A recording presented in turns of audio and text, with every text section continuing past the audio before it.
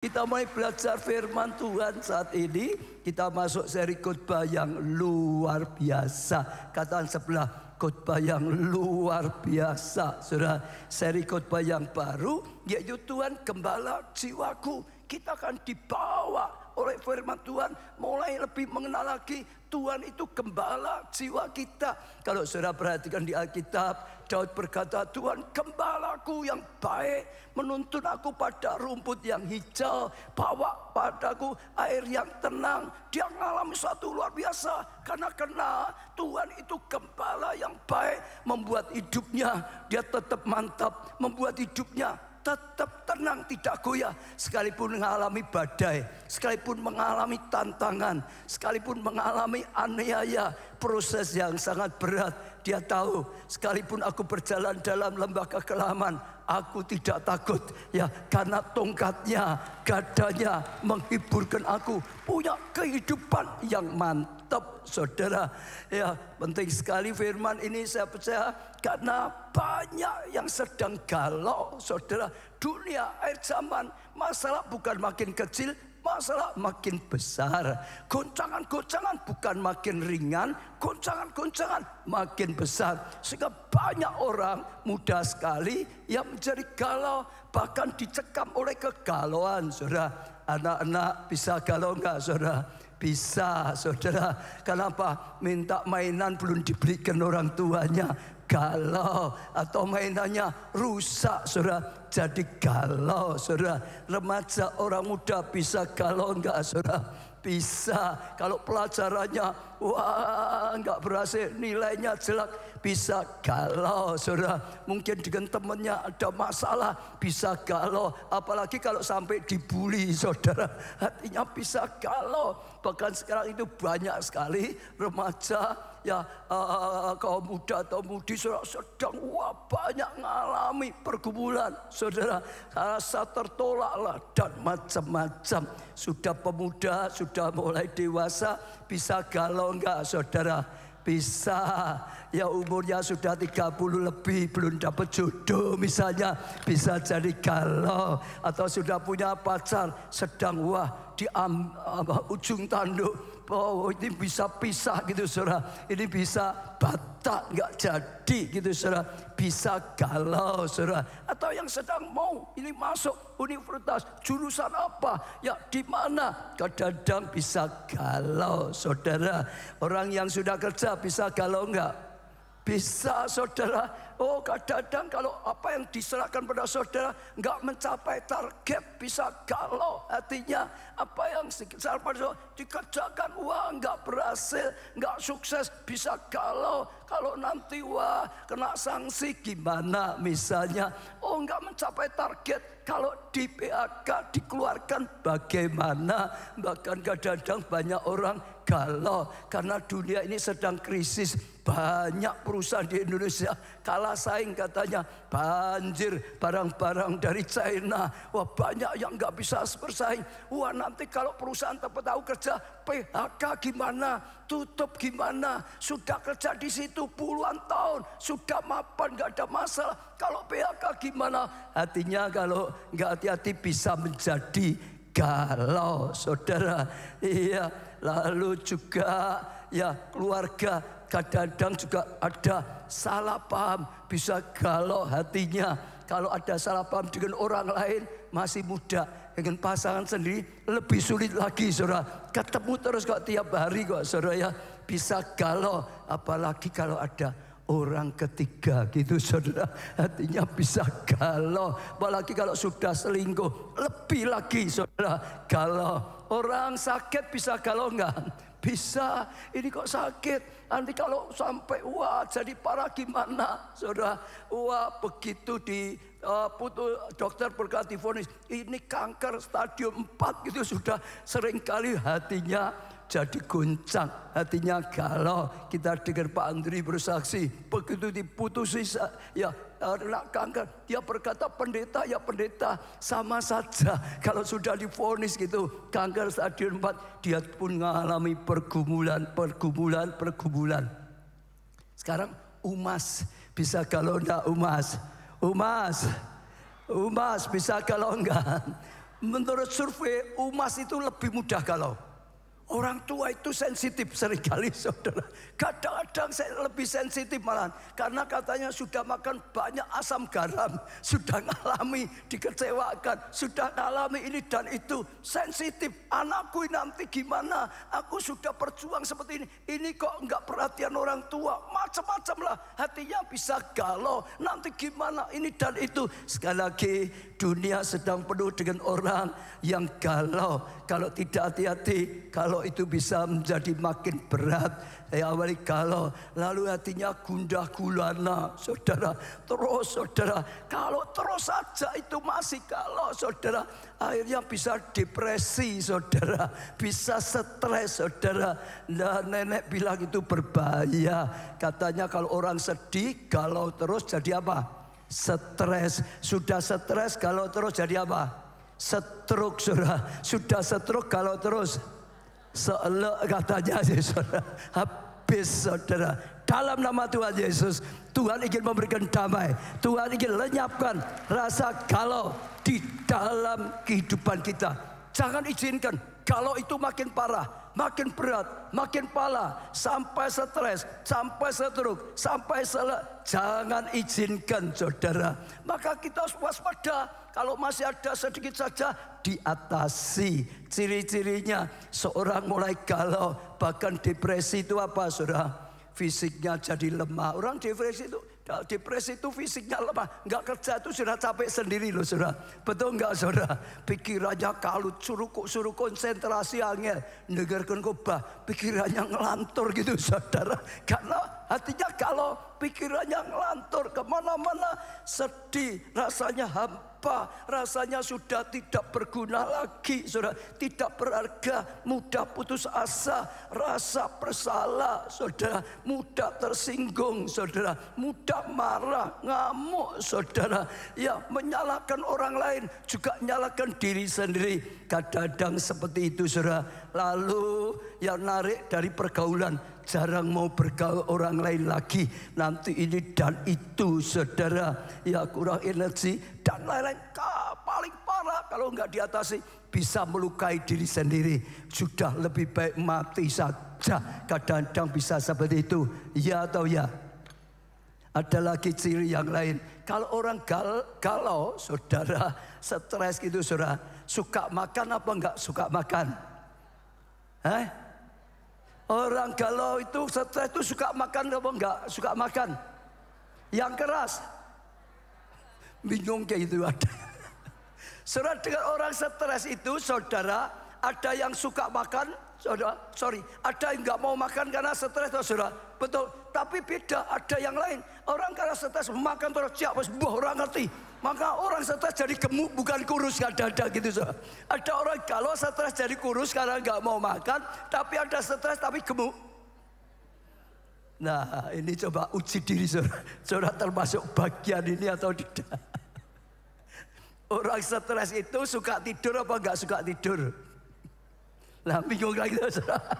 Yang banyak nggak bisa tidur, tapi juga ada orang sudah stres, sudah ketus turu terus, nggak mau apa-apa, tidur terus. Nah, kalau ada yang sedang mengalami seperti itu, saudara mulai hati-hati, saudara.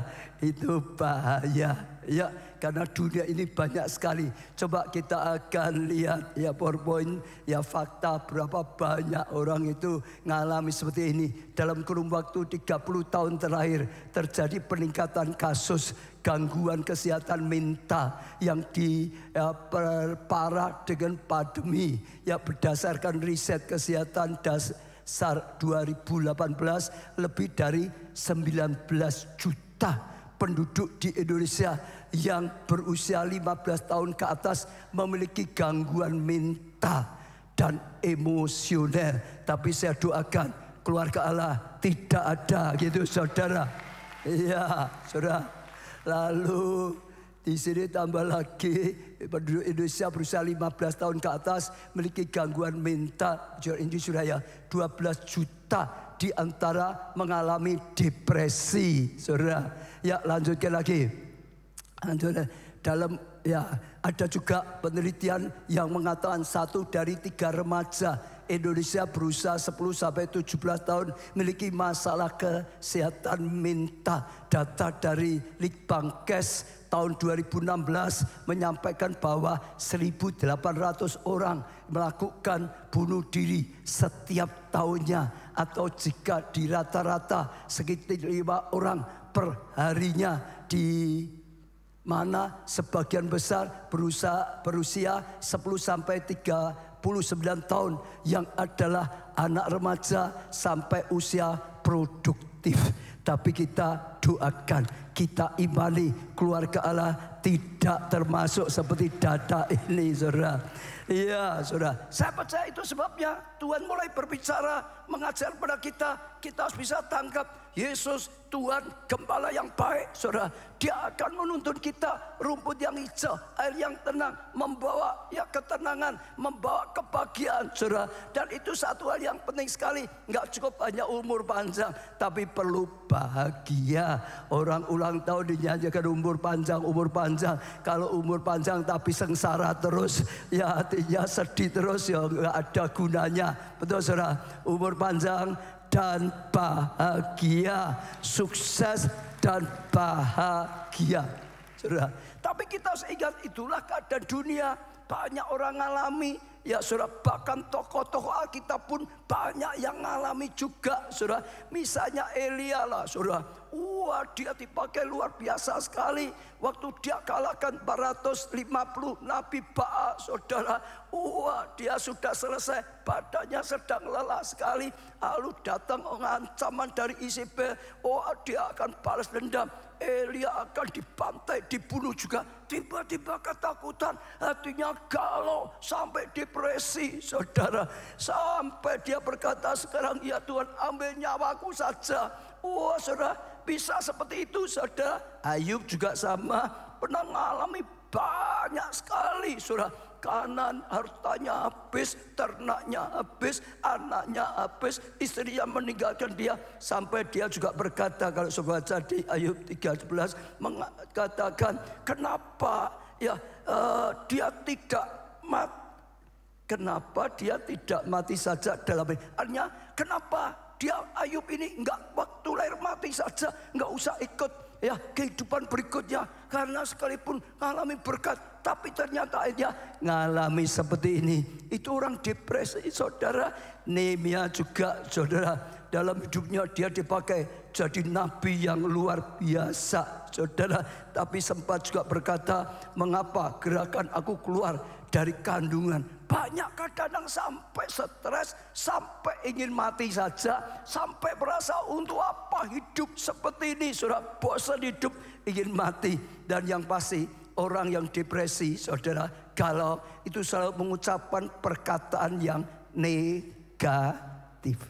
Kalau saudara sedang stres, saudara akan terus mudah sekali mengatakan perkataan negatif. Atau kalau saudara suka mengucapkan yang negatif, saudara cek, kemungkinan besar saudara sedang stres, saudara sedang depresi, saudara sedang galau minimal. Karena keadaan itu sehingga terucap perkataan-perkataan yang negatif. Sudah nggak ada masa depan, sudah diperjuangkan pejuang ABCD, saudara. Nyalakan orang lain, nyalakan dirinya sendiri, saudara. Selalu perkataannya negatif. Maka dalam nama Tuhan Yesus, apapun yang kita alami, saudara, sekalipun galau, sekalipun saudara sempatlah stres, depresi, jaga perkataan kita.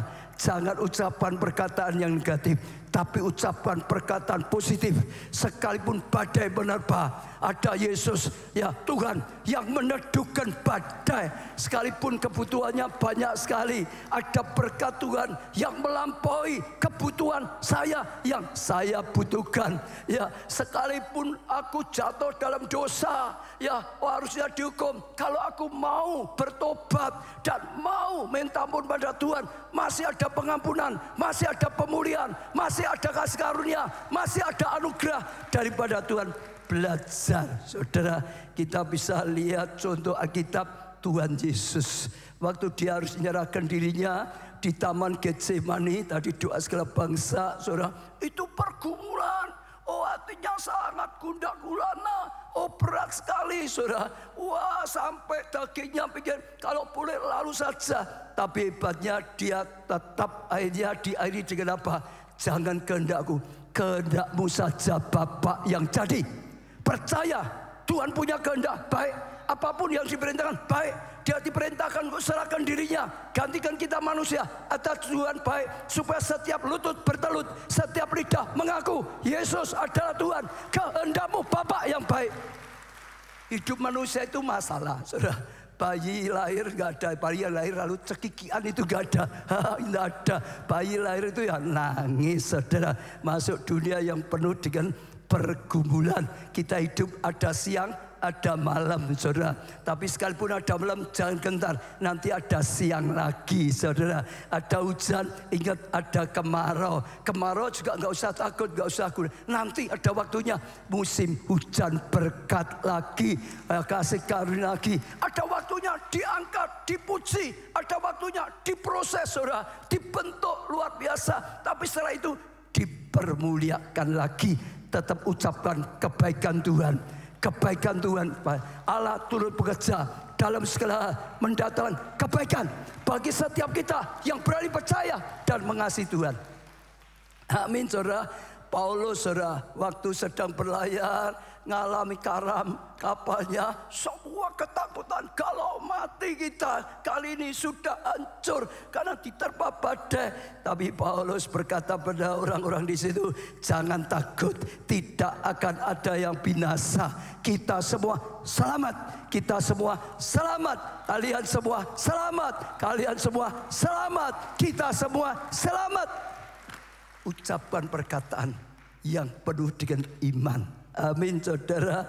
Ya, kalau saudara baca semuanya, ya, oh, saudara, apapun yang dialami saja setiap kita tetap jaga perkataan.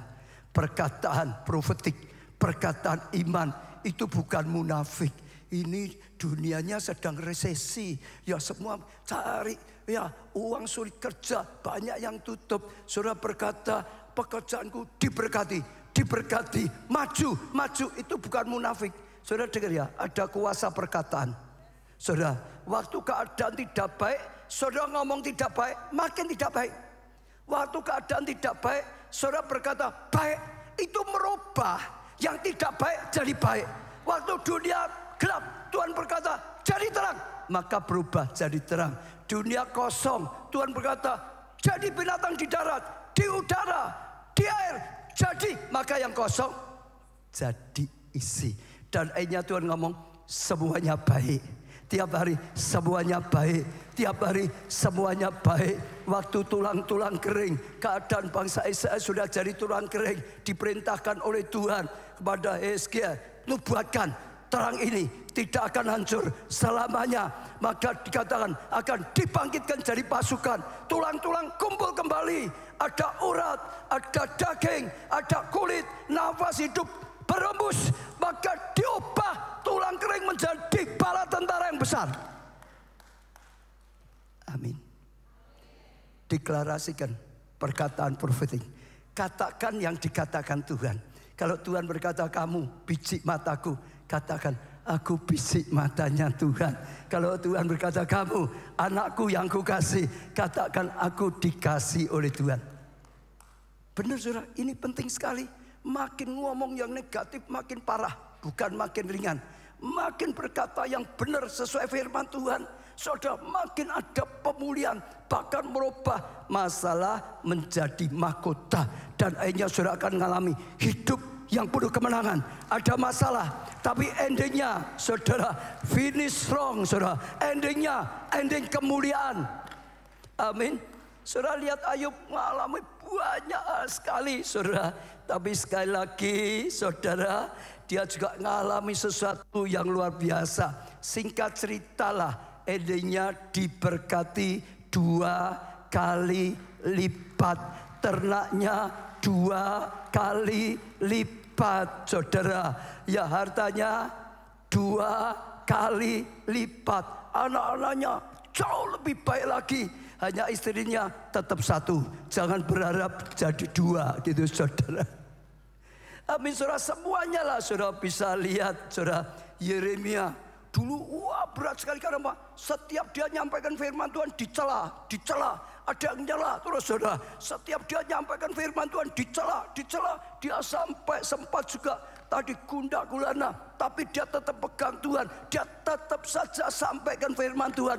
Hanya dia dipakai Tuhan menjadi nabi yang luar biasa. Bukan nabi yang kecil, nabi yang besar. Dipakai Tuhan luar biasa. Akhir endingnya adalah luar biasa. Satu lagi yang cukup spektakuler, Elia. Saudara, tadi sampai dia berkata, lebih baik aku mati saja, cabut nyawaku. Tapi akhirnya diingatkan Tuhan, ya dia akhirnya berubah. Dan itu ngalami luar biasa. Karena dia terus bangkit dalam Tuhan. Sampai Tuhan senang, dikirim kereta berapi dari surga. Jemput Elia, nggak usah mati di dunia. Diangkat oleh Tuhan, dikirim kereta berapi, bawa ke surga bersama Tuhan, saudara. Bahkan dalam perjanjian baru dikirim lagi ke dunia, ketemu dengan Tuhan Yesus di Gunung Tabor. Ada kemuliaan, dipakai terus. Selama tidak putus asa, saudara akan dipulihkan, saudara akan dibangkitkan, saudara akan dipakai lagi, bahkan lebih lagi dipakai Tuhan. Amin saudara. Ya. Lalu kita akan belajar sedikit dua penyebab galau dan depresi. Sebabnya apa toh? Hati kita jadi galau, depresi, yaitu kehilangan sesuatu yang berharga. Ada sesuatu yang dianggap berharga. Oh saudara, hilang saudara, semua. Ayub itu jelas sekali hartanya semua hilang saudara. Ternaknya semuanya hilang. Anak-anak yang dicintai, ya saudara, mati saudara. Lalu istrinya tinggalkan dia. Dia mengalami saudara hal yang sangat berharga dalam hidupnya hilang, bahkan hilangnya total.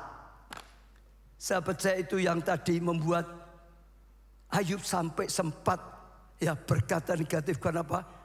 Sahabat-sahabatnya pun terus menuduh dia, mendakwa dia terus. Kamu pasti berdua ini dan itu. Sampai dia sempat mengeluh, kenapa aku dulu waktu lahir kok dan hidup, mati aja lebih baik saudara. Karena apa? Kehilangan. Ayub bahkan saat itu juga sampai badannya itu sakit semua, bisul semua saudara. Ngalami banyak sehingga membuat dia ya sempat mengeluh. Tapi hebat sekali saudara, ada langkah Ayub yang luar biasa. Ayub 1 ayat 20-21. Maka berdirilah Ayub, lalu mengoyakkan jubahnya dan mencukur kepalanya. Kemudian sujudlah ia dan menyembah. Tidak mudah bagi Ayub sampai dia mengoyakkan jubahnya, sampai dia mencukur kepalanya, mungkin alias digunduli diri, kemudian sujud tersungkur di bawah nyembah Tuhan. Katanya dengan telanjang aku keluar dari kandungan ibuku, dan dengan telanjang juga aku akan kembali ke dalamnya. Saudara, dia juga ngakui dulu aku lahir nggak ada apa-apa, semua adalah dari Tuhan. Dikatakan datangnya telanjang, Tuhan yang memberkati dan Tuhan ambil saudara. Tuhan memberi, Tuhan yang mengambil. Dia mengakui semua dari Tuhan. Tuhan yang memberi, Tuhan yang mengambil. Lalu perkataan ini saudara tangkap ya, diakhiri dengan perkataan terpujilah nama Tuhan. Terpujilah nama Tuhan. Terpujilah nama Tuhan. Saya percaya waktu badai yang begitu berat sekali datang menempa hidupnya, saya percaya pasti goncangannya luar biasa sekali. Secara manusia itu sangat tidak mudah. Kalau saudara bisa bayangkan apa yang terjadi. Dan saya percaya waktu dia doa seperti ini saudara, dia lakukan seperti itu, saya percaya mungkin sambil nangis saudara. Mungkin berat sekali untuk mengatakan itu. Dia berkata semua sudah, tapi dia tetap ya dari hatinya tetap besok mengaku semua daripadamu kok Tuhan. Sekarang kok ambil sendiri, nggak masalah kok Tuhan, karena semua juga dari Tuhan, betul nggak? Lalu satu hal yang luar biasa, hatinya berat, hatinya gundah gulana, dia mungkin depresi, tapi dari mulutnya tetap mengucapkan terpujilah Tuhan, terpujilah Tuhan, terpujilah Tuhan. Dia tidak mengeluh, dia tidak menyalahkan Tuhan. Dia tidak putus asa. Dia tetap berkata, terpujilah Tuhan. Punya Tuhan yang hidup, punya Tuhan yang memberkati.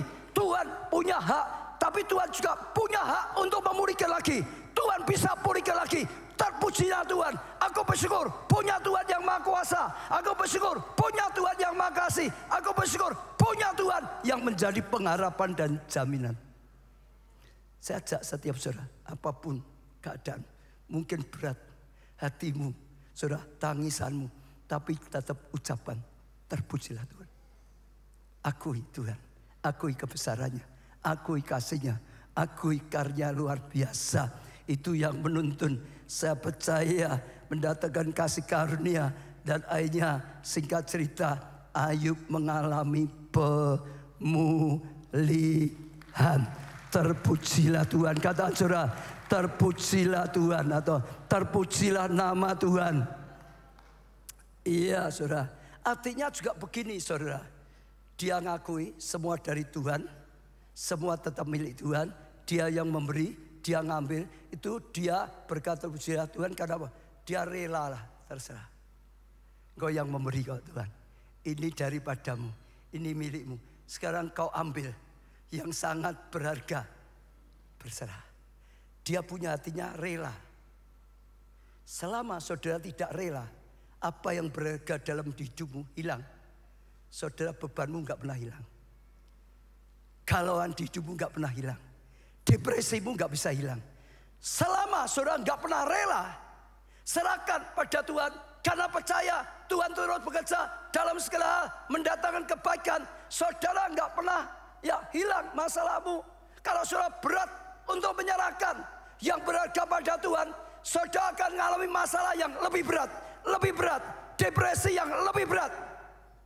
Tapi waktu saudara berani sekalipun berat, rela serahkan pada Tuhan, masalahmu selesai.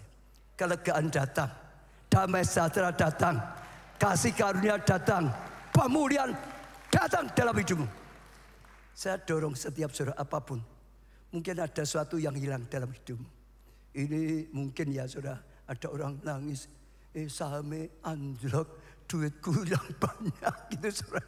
Wah saudara, tapi sekali lagi saudara, datang pada Tuhan. Semua dari Tuhan, semua milik Tuhan. Tuhan yang berhak berserah pada Tuhan, berani serahkan dalam tangan Tuhan, berani serahkan dalam rencana Tuhan, berani serahkan cara Tuhan.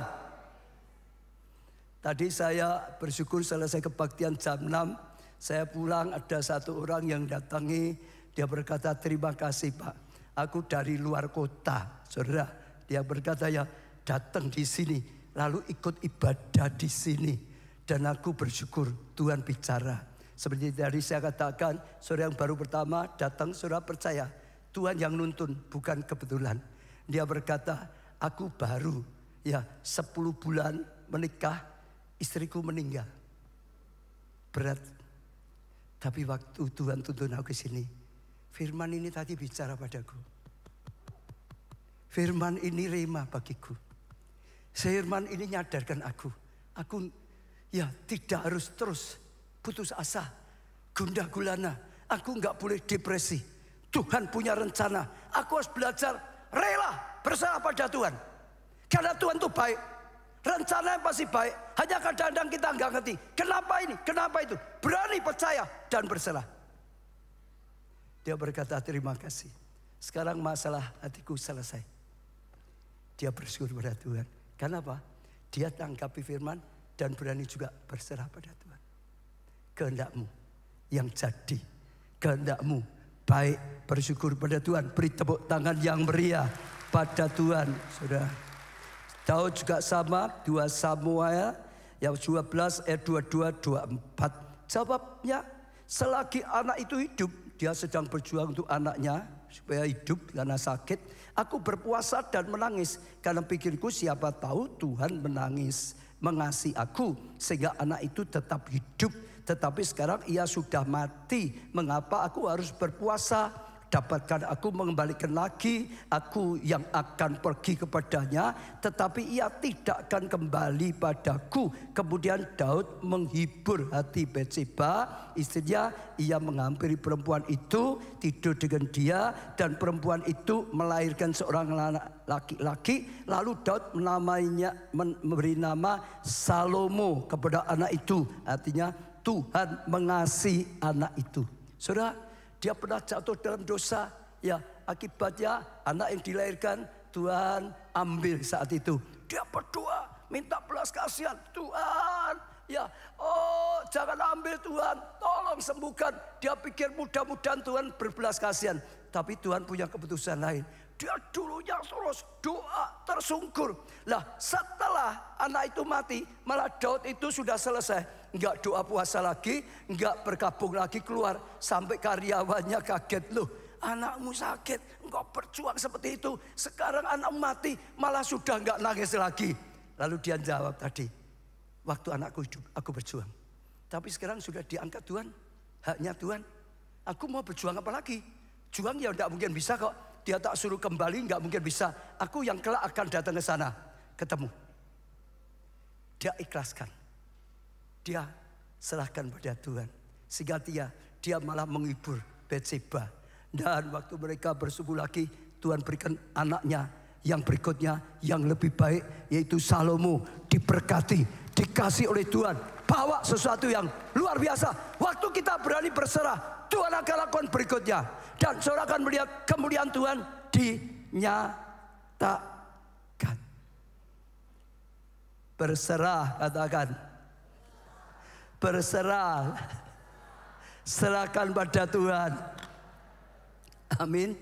Tapi berserah ini perlu juga hati-hati ya saudara. Ada orang berserah gitu saudara. Sudah, aku memang tidak punya apa-apa, aku berserah pada Tuhan. Makan saja harus utang-utang, aku berserah pada Tuhan. Saudara jangan ya berserah, kerja, berjuang, usaha. Jangan nganggur berserah, ya nganggur terus. Ya kelaparan terus, utangnya nggak pernah lunas. Harus seimbang, kerja, berjuang, usaha. Nanti kau akan berhasil. Tapi kalau kau sudah kerja, berjuang, usaha, ikuti Tuhan sungguh-sungguh, masih diizinkan Tuhan. Belajar seperti Daud. Aku berserah. Ada waktunya diproses, ada waktunya dipermuliakan. Amin. Keseimbangan. Betul saudara. Termasuk saudara yang sedang, ya, oh sudah berjuang, diberkati Tuhan. Tiba-tiba habis lagi, dihabisi, yang sangat berharga diambil lagi.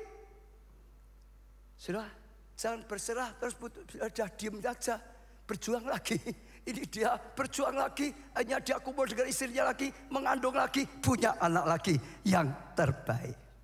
Bangkit lagi, bekerja lagi, jangan putus asa, berjuang lagi, andalkan Tuhan lagi, dalam hikmat Tuhan, dalam tuntunan Tuhan, dalam berkat Tuhan, saudara mengalami berkat yang lebih besar.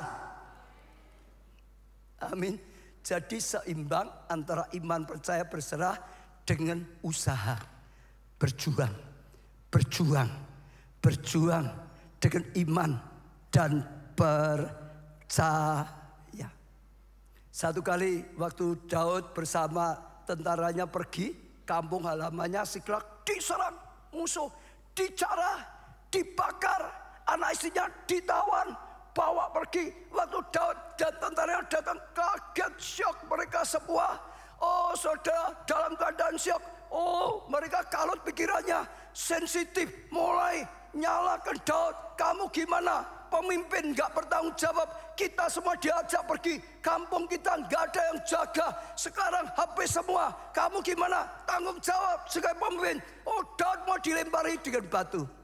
Orang stres, orang galau, orang gundah gulana seperti itu. Tapi bersyukur, Daud itu orang yang dekat dengan Tuhan. Dia tidak ikut emosi, dia tidak ikut galau, betul ya? Dia datang pada Tuhan, dia minta petunjuk Tuhan. Dan Tuhan berkata, jangan bertempur dengan anak buahmu, jangan lawan anak buahmu. Ya, ajak bersatu, kejar musuh, aku akan beri kemenangan. Lalu Daud datang pada anak buahnya, dia sampaikan, aku sudah doa. Tuhan berkata kita jangan saling menyalahkan, kita jangan tempur, kita bersatu. Tuhan perintahkan, kejar musuh. Tuhan sudah janji, beri kemenangan. Kita akan dapat kemenangan. Kita akan dapat kembali semua yang hilang. Bahkan caranya, saya ancung jempol. Anggotanya Daud, juga anak-anak rohani yang baik, disuruh bersatu mau, jangan bilang mau. Mereka kompak bersatu, mereka kejar musuh bersama-sama, lawan musuh bersama, dan musuh dikalahkan. Mereka dapat jalan lebih banyak dari milik mereka. Istri anaknya kembali semua. Artinya punya dua tadi, sudah hilang, ya sudah, hartanya habis ya sudah, anak istri hilang ya sudah, enggak cuma gitu, berjuang lagi. Kejar lagi, usaha lagi. Tuhan menyertai saudara. Tuhan akan berkati saudara. Tuhan berikan kasih karunia lebih daripada sebelumnya.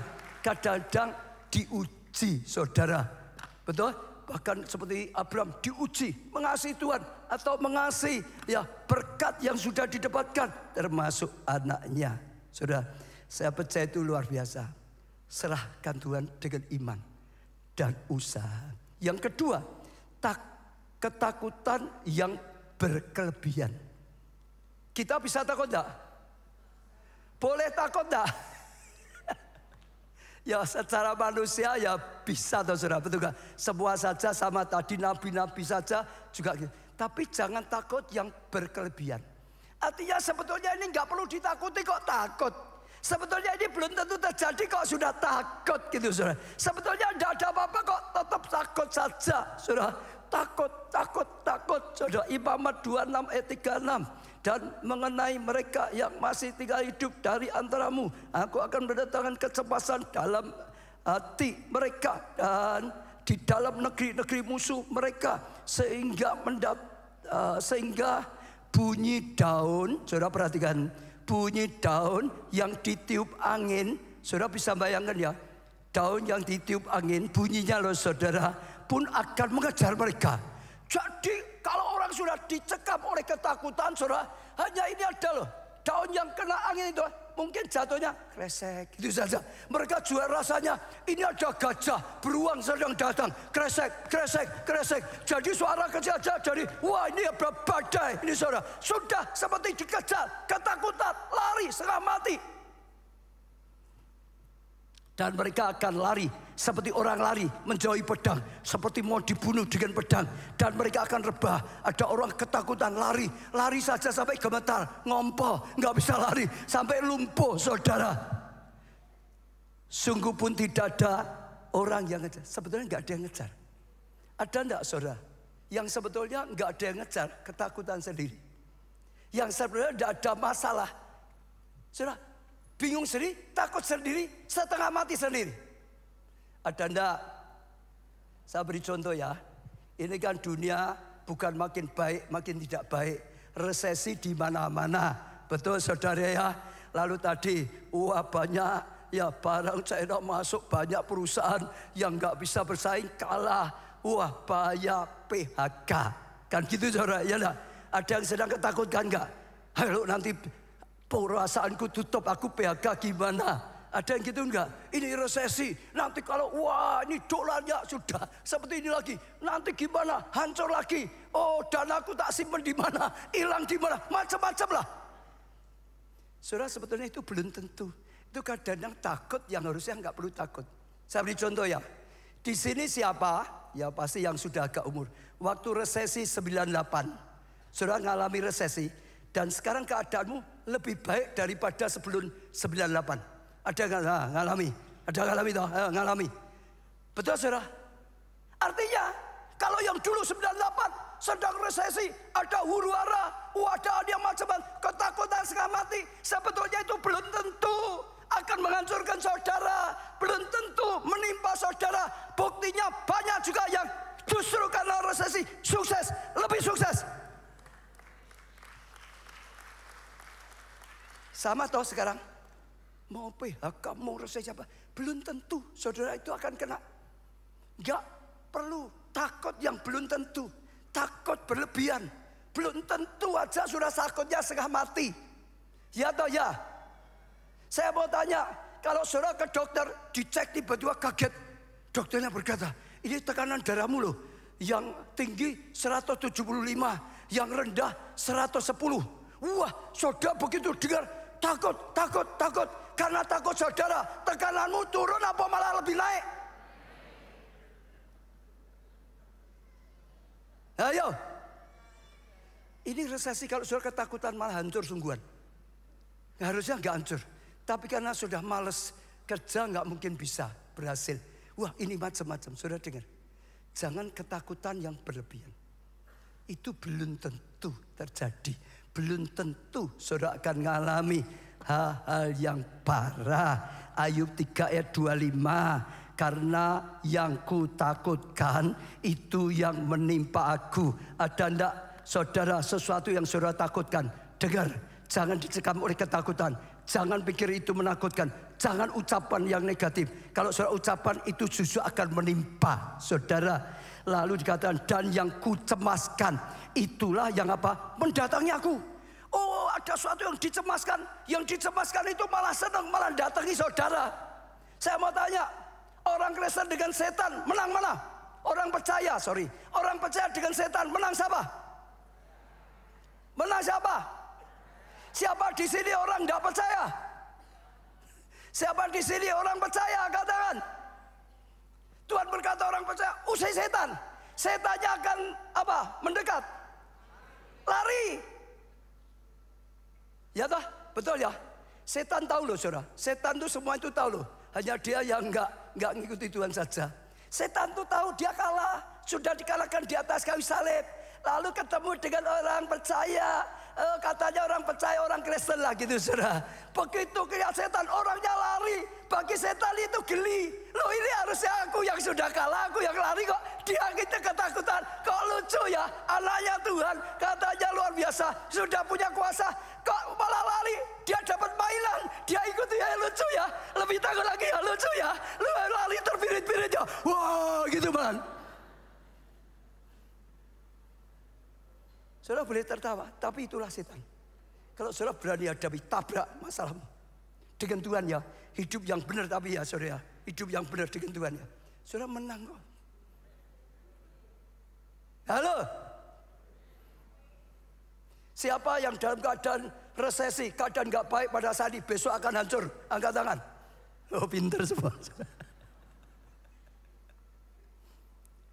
Tuhan itu hebat. Tuhan itu dahsyat. Tuhan itu jaminan bagi setiap kita. Nunggu jodoh belum dapat. Saudara, makin cemas, makin merengut, makin nelek, makin sulit dapat jodoh. Loh, ya toh saudara? Ayo, saudara lihat foto. Ngaca ya nanti pulang ya. Duduk gitu. Sama sukacita, Tuhan jaminan. Ayo, cantik mana? Tampan mana? Loh bener. Itu jangan sampai ketakutan berlebihan. Ada orang 40 lebih dapat jodoh yang hebat dari Tuhan. Ada enggak 50 lebih dapat jodoh yang hebat dari Tuhan? Ada enggak? Ada. Punya anak umurnya sudah 90. Itu istrinya Abraham. Dapat anak yang luar biasa. Amin saudara. Jangan takut berlebihan saudara. Lawan ketakutan. Lawan saudara, kalahkan ketakutan.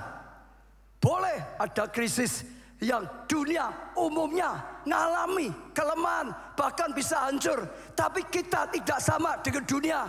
Kita akan hadapi krisis yang sama, badai yang sama. Tapi kita ada pihak Tuhan yang menyertai kita, yang menuntun kita, yang melindungi kita, yang memberkati kita, yang buat kita diberkati supaya bisa jadi berkat. Memang krisis itu semua akan mengalami. Tapi bedanya kita itu ada Tuhan. Goliat, bangsa Israel takut semua. Daud beda. Daud ada Tuhan. Daud berkata siapa? Tidak berani menghina barisan Allah. Dia tahu ini barisan Allah. Ini milik Allah. Ini umat pilihan Allah. Ini disertai Allah. Dia enggak gentar. Dia lawan Goliat. Hancur. Goliat dikalahkan. Betul, saudara? Jangan dicekat. Lawan Goliatmu. Saudara, dengan iman, dengan tuntunan Tuhan, saudara akan menang. Saudara akan menang. saudara akan menang, saudara akan menang, saudara akan menang. Amin, lawan. Jangan sampai tadi ketakutan, ada daun saja kena angin cicit, kresek gitu sudah lari, terbirit-birit, jangan. Tapi ada satu yang Tuhan ingatkan saya juga, jangan lupa. Jangan hidup dalam dosa. Saya ulangi loh ya.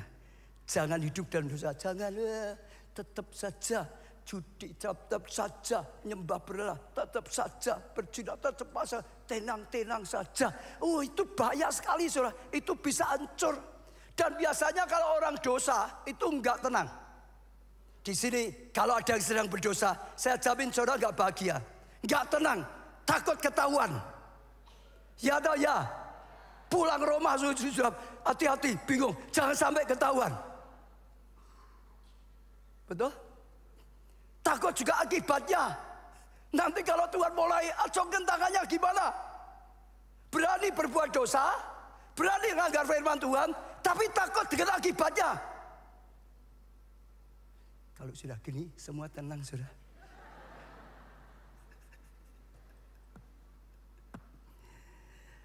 Pengkhotbah berkata 28 ayat 1, orang fasik itu orang berbuat dosa. Lari. Kenapa lari? Walaupun tidak ada yang mengejarnya. Orang berbuat dosa itu lari, sembunyi-sembunyi lari. Sekalipun tidak ada yang mengejar. Tetapi orang benar merasa aman seperti singa muda. Kalau saudara sempat jatuh dalam dosa, bertobat, menyesal, tersungguh di bawah kaki Tuhan, akui, minta ampun, dan janji diperbaiki. Bukannya janji saja, sungguh-sungguh diperbaiki. Tinggalkan dosa, hatimu akan aman. Hatimu akan seperti singa muda. Kalau enggak, engkau akan dikejar-kejar terus ketakutan. Yang terakhir, saudara, ya, ingat kebaikan-kebaikan Tuhan. Ingat terus kebaikan-kebaikan Tuhan yang sudah pernah saudara alami bahkan di masa lalu. 2 Korintus 1 ayat 10, dari kematian yang begitu ngeri, ini ngeri saudara.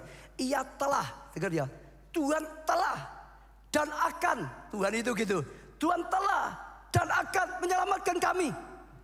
Paulus itu luar biasa, dia mengalami banyak pergumulan, banyak bahaya, tapi dia selalu berkata, Tuhan telah menolong aku, mengampuni aku, menyertai aku, melindungi aku, membela aku, dan akan menolong aku, menyertai aku, menyelamatkan aku, akan. Maka kepadanya kami menaruh pengharapan kami, bahwa ia akan menyelamatkan kami lagi. Ia akan apa saudara? Menyelamatkan kami lagi. Kata ia akan apa saudara? Menyelamatkan kami lagi, menolong kami lagi, memberkati kami lagi, membangkitkan kami lagi. Saya suka dengan kata-kata lagi, karena dalam hidup tidak henti-hentinya masalah. Betul nggak saudara? Selama hidup masalah. Saya sering berkata tadi, nggak ada bayi lahir langsung cekikian. Enak di dunia tidak ada. Bayi lahir nangis karena sedang lahir di dunia yang penuh dengan masalah. Hidup itu masalah. Saudara, ada masalah ditolong. Dulu pernah akan ada masalah. Jangan berharap hidup sudah nggak ada masalah. Nggak ada. Selama hidup ada masalah. Ada orang bilang, ya gitu Pak, kalau gitu gantung saja, sudah mati nggak ada masalah. Jangan salah, kalau matimu dengan cara yang salah, masalahmu lebih besar, masuk neraka gimana? Hadapi dengan kemenangan bersama Tuhan. Tuhan akan menyertai lagi, Tuhan akan menolong lagi. Dulu kepepet, Tuhan berkati, sekarang kepepet lagi. Tuhan saya, Tuhan berkati lagi. Masalah boleh datang lagi. Pertolongan Tuhan akan ada lagi. Tuntunan Tuhan akan ada lagi. Perlindungan Tuhan akan ada lagi. Kesembuhan Tuhan akan ada lagi. Kasih karunia Tuhan akan ada lagi. Lagi itu penting. Paulus mengalami banyak pergumulan, maka dia katakan lagi. Tuhan tolong lagi. Sertai lagi saudara. Daud lebih luar biasa. Mazmur 42 ayat 6, ayat yang ditulis luar biasa. Iya, mengapa engkau tertekan jiwaku? Nah, ini membangun hatinya. Dan gelisah dalam hatiku, perintahkan hatinya, enggak mau berkata yang negatif. Berharaplah pada Allah, sebab aku akan apa? Bukan bersyukur, bersyukur lagi. Nah, gitu saudara. Sebab aku akan apa? Bersyukur lagi. Dulu sudah bersyukur, ditolong Tuhan. Sekarang kena masalah, tetap saja enggak mengeluh. Bersyukur lagi, bersyukur lagi. Ada masalah lagi, bersyukur lagi. Bahkan belum ditolong, bersyukur lagi. Bahkan belum ngalami mujizat, bersyukur lagi, bersyukur lagi, bersyukur lagi. Itu luar biasa saudara. Kepadanya, kenapa? Penolongku dan Allahku.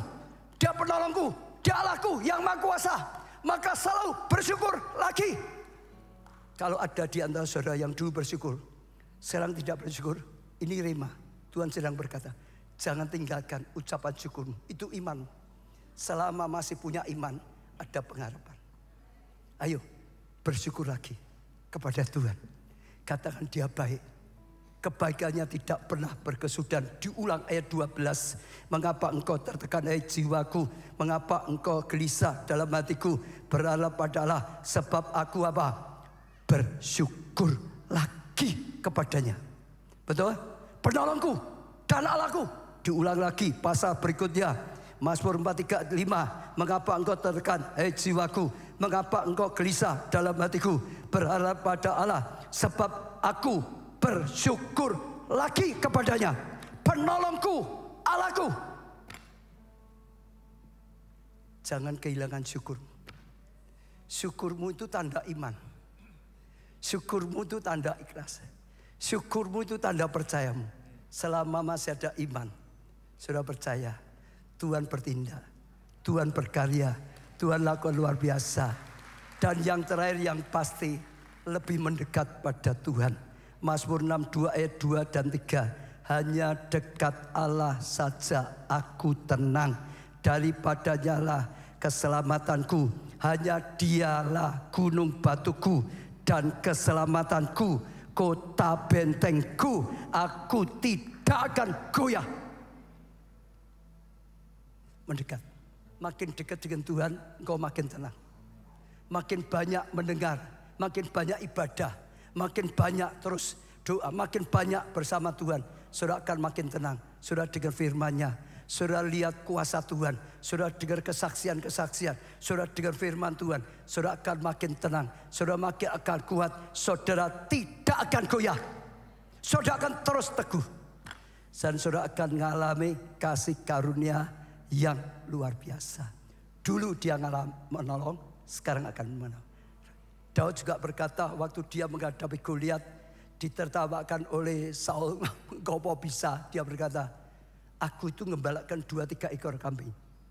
Waktu ada dianggap aja lah kucing dulu ya, datang mau ganggu dombaku. Oh Tuhan tolong, aku hadik kucing itu pergi, aman dombaku gitu. Ya, lalu ada lagi singa datang, Tuhan tolongku, aku hadik. Bahkan seperti kijang saja aku pukuli dia dengan pertolongan Tuhan. Ya, waktu ada beruang juga sama. Aku hadik, aku hancurkan, kalahkan dengan pertolongan Tuhan. Maka Goliat juga akan sama. Aku bersama Tuhan, aku akan hajar dia seperti singa, seperti beruang. Aku akan menang. Dia bersyukur. Ingat apa yang sudah pernah Tuhan lakukan. Kita akan lakukan perjamuan kudus. Itu ingat, memperingati apa yang dilakukan oleh Tuhan. Saudara hayati apa yang sudah pernah dilakukan Tuhan. Itu bukti kasihnya perjamuan kudus. Betul? Apa yang pernah dilakukan dalam hidup saudara, saudara akan mantap. Saya doakan hari ini sungguh-sungguh firman jadi rema. Hatimu lega, hatimu tenang. Tuhan bersemayam dalam hatimu, menyala, bangkit lagi. Dituntun oleh Tuhan, tinggalkan dosa,